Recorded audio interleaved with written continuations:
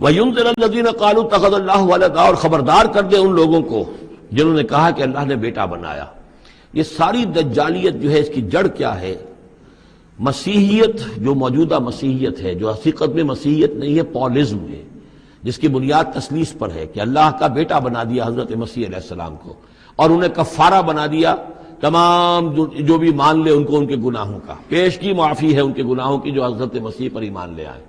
اور نمبر 3 شریعت ساقط کر دی، اور نمبر 4 سارا اختیار جو ہے وہ پوپ کے ہاتھ میں دے دیا گیا کہ تم جو چاہو جس چیز کو چاہو حلال کرو، جس چیز کو چاہو حرام کر دو۔ ان چیزوں نے مل کر نفس مذہب کو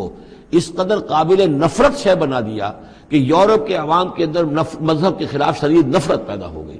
چنانچہ اس کے بعد جب مسلمانوں کے زیر اثر وہاں پر علم پھیلا ہے، ہسپانیہ کی یونیورسٹیوں سے علوم اور فنون جو ہیں یہ فرانس اور اٹلی اور جرمنی کے نوجوان آتے تھے، اور وہاں آ کر وہ قرطبہ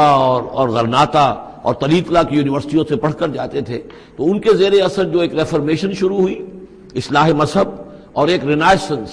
تحریک احیاء العلوم،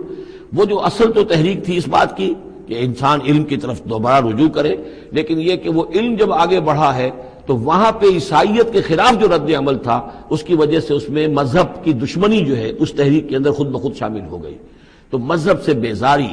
روحانیت کا انکار، آخرت سے بالکل بے پرواہی اور اس کا بھی انکار، اور خدا ہے یا نہیں ہے اس سے کوئی سروکار نہیں، یہ جو اس تہذیب کے اصل میں اثرات بنے ہیں سارے، یہ اسی غلطیوں کا یہ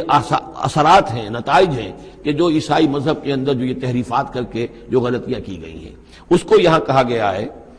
کہ ان لوگوں نے کہ جنہوں نے یہ عقیدہ ایجاد کیا